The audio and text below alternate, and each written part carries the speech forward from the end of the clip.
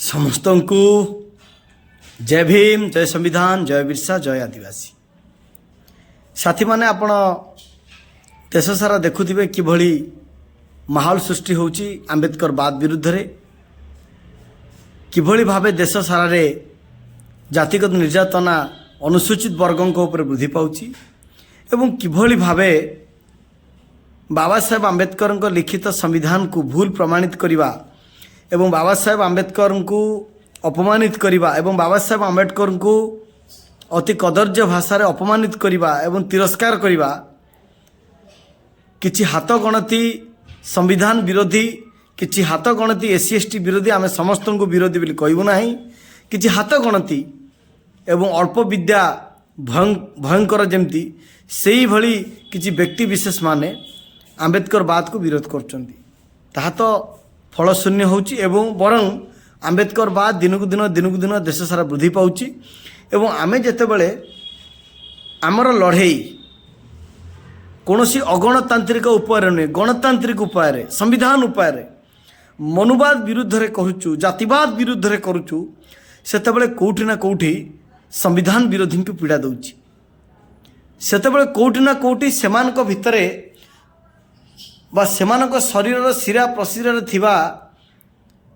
मनुवादर चरित्र कोठी ना कोठी पदा को आसुची। जेपरिक गाँव रे रामर पुओ, राम जड़े मजुरिया थिला, रामर पुओ जेतेबेले निज ताकत बल 2 लाख टंका बाइक धरिकी गाँ दांडे जाए, सेतेबेले तथा कथित सवर्ण माने ताहाकू सहयोग करि पारंती नाही एवं कटाक्ष करती, इंगित करती। ठीक सेहीपरि एबे देशर अवस्था गति करुची एवं आंबेडकर बाद जेपरि भावे वृद्धि पाउची। मनुवादी मानकर मूल उद्देश्य हला आमे तुमको डाकुचु आस मुसलमान को विरुद्ध लड़िबा, ख्रिस्टियान मान को विरुद्ध लड़िबा। जेतेबेले आमे प्रश्न करुचु जे आमर लड़ाई कौनसी निर्दिष्ट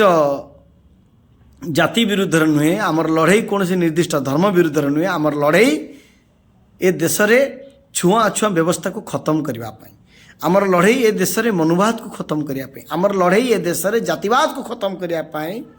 सेतेबेले आमको अति कदर्य भाषा रे गाली करिबा बा आंबेडकर को गाली करिबा बा जाति को नहीं गाली करिबा, गाड़ी चढ़ी मारदेबार धमक दबा, ये तमाम कथा से माने जारी रखते। अर्थात कोठी ना कोठी आमको सामना करि परिवार ससाहस नहीं बोली भय देखई डरेइकिरी बा हत्या करिकी आंबेडकर बाद स्वर को चापी देवाई चेष्टा कर, ताहा केबे सफल हेबनी। कहीं आज आम भिडियो करुचु बा ये वार्ता दौचु, यह आमर व्यक्तिगत नुहे, ये लड़ाई देश रे समानता, स्वतंत्रता, बंधुता, भाईचारार कथा कहूथिबा ये देशर संविधान को सुरक्षा पाई आमर वार्ता। एणु साथी माने आमे मनुवादीर विचारधारा लोकों को कौन सी भावे भय करिवार नहीं। जन्म होइछ दिने मरिबा तो निश्चय, किंतु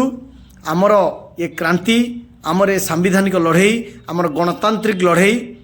एभली भावे हवा दरकार जे आम पर पीढ़ी को जो मैंने आखि टेकिकी अन्याय अत्याचार करने चेष्टा करेंगे से आपे आपे दमन हो जिवे। एटी से मानक पीड़ा दौची जो माने समानता विरोधी, जो माने एससी एसटी विरोधी, जो माने संविधान विरोधी। हाँ, किछि लोक कहउचंती जे मुख्यमंत्री एससी एसटी वर्गर हेलेनी, देशर महामहिम राष्ट्रपति हेलेनी एससी एसटी वर्गर। आज्ञा ताहा होइगले जाति जाएनी। जो माने कहउचंती जाति नहीं, जाति आपणको घरर अळंदु जेमती चारि कांथरे थाए ना, जाति आपणको घरर चारि कांथरे सेमती आबद्ध कोठरे लुचिक अछि। आपणको शरीरर शिरा प्रशिरा भितरे जातिवाद व्यवस्था लुचिक अछि, घृणा लुचिक अछि एवं ईर्षा विद्वेष लुचिक अछि। ताहाको आपण अस्वीकार करि परिबे नै। एवं जो माने एससी एसटी कोटा को विरोध करचंती, प्रथमे पूरा क्लीन भावे जातिवाद व्यवस्था समाप्त करके संविधान को मिटेबा तो दूर कथा, संविधान को आंगुली देखा पूर्वर 5 थर भाव तुम घरर बाली खेल नुहे बाबा साहेब आंबेडकर संविधान। ये संविधान विश्वर सर्वबृहत संविधान जो संविधान को ए देशर निकम्मा लोकठू आरंभ करी महामहिम राष्ट्रपति पद मानिया बाध्य होउछन्ति हेबे मध्य आ तमे माने आम ओडिशा रे केते जण हाथ गणती मनुवादी माने जातिवादी माने मिछ को प्रचार प्रसार करी निज सरकार अच्छी बोली दादागिरी करी केबे आंबेडकरवादी स्वर दबाई पारिब नाही। ग्वालियर रे जणे दिन राति प्रचेष्टा करुतिले आंबेडकरवाद को मिटई दबा आमर लक्ष्य संरक्षण को मिटई दबा SC/ST एक्ट को मिटई दबा एबे सी निजे जेल रो चारि कांथरे की अवस्था आमे वीडियो मध्यम पोस्ट करिछु। एणु ए देश रे समस्तंकर रहिबार अधिकार अच्छी ए देश रे समस्तंकर बंचिबार अधिकार अच्छी किंतु ए देशर वंचित वर्गों ऊपर शोषित वर्गों ऊपर निष्पेषित वर्गों ऊपर तमर जो अन्याय अत्याचार बेसी दिन नुहे तुम भावना जे ये लड़ई बा वीडियो पोस्ट कर व्यक्तिगत आमर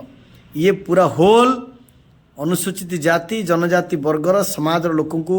सचेतन करने क्रांति आने एकजुट आने एवं संविधान विरोधी को साबाड़ करने आमर प्रचेष्टा जारी रहिबो। आमे जानिनु मृत्यु केबे हबो कौ समय हबो कौ मिनिट हबो किंतु मृत्यु न हवा पर्यंत निश्चिंत भावे आंबेडकरवाद को आगु को नवाई लड़ाई हम एवं ये सही मनुवादी सरकार डबल इंजिन सरकार तांकर नेता मंत्री माने अतीत रे संविधान को हटेबा कथा दिया कुमारी हुंतु अनंत हेगड़े हुंतु मुरारी बहाल सिंह हुंतु एमाने अतीत रे सीधा सड़क बाबा साहेब आंबेडकर के संविधान को परिवर्तन करवा बाबा साहेब आंबेडकर को आईन कानून व्यवस्था को धूलिसात कर अपचेष्टा कर वार्ता देइछन्ति किंतु सफल होई नांती ताहाकू ए देश सारा लोक ग्रहण मध्य करि नांती। तापरे भी जब तुम उत्पाद वृद्धि हम तुम उत्पाद वृद्धि होनी